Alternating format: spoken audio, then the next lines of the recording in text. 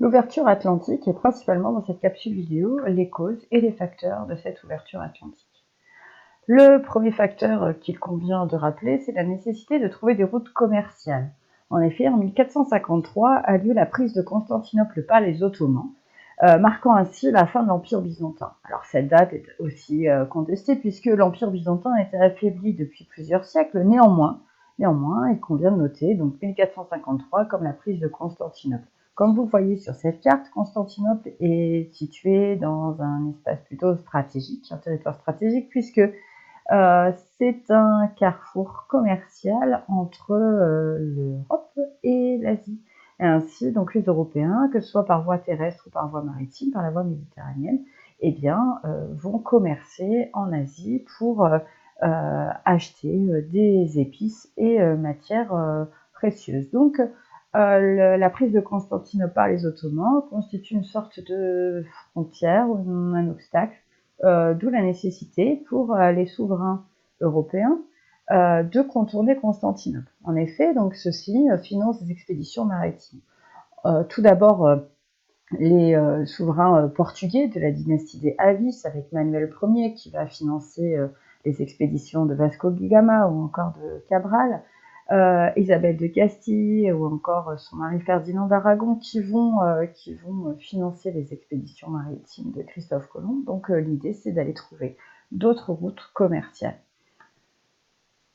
D'autres facteurs, la curiosité, la recherche aussi de matières précieuses, de matières premières, l'or, et puis aussi l'évangélisation qui va, le fait d'étendre la religion catholique va être aussi un facteur indéniable pour, pour expliquer l'ouverture atlantique, ou en tout cas la volonté d'aller trouver vers l'ouest d'autres routes.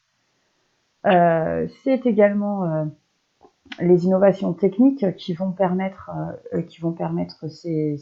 l'ouverture de ces routes et l'ouverture atlantique. Donc la caravelle étant un bateau qui va être plus étroit, qui va être plus maniable également grâce au gouvernail des tambours, qui va permettre une meilleure flexibilité, une meilleure mobilité. On réutilise des outils, des innovations qui ont lieu notamment dans le monde arabe, l'astrolabe ou encore la boussole. Donc ces innovations techniques vont être au service des expéditions maritimes et donc d'aller explorer de plus en plus loin les océans. Alors des explorateurs se lancent donc à la nouvelle route. Ici 3 explorateurs, Vasco da Gama qui va longer les côtes africaines, Cabral qui va découvrir le Brésil en 1500 et puis Christophe Colomb, vous savez, Christophe Colomb qui va découvrir ce nouveau monde en 1492.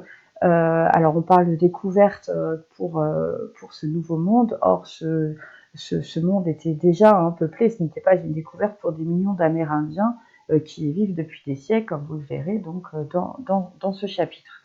Néanmoins, donc on a d'autres explorateurs que nous ne citons pas ici, mais il y en a, on peut citer bien sûr Magellan ou encore Elcano ou encore Jacques Cartier qui vont explorer de nouvelles routes. Maintenant, les conséquences. Donc c'est l'objet de votre chapitre. Quelles conséquences pour l'ouverture atlantique ?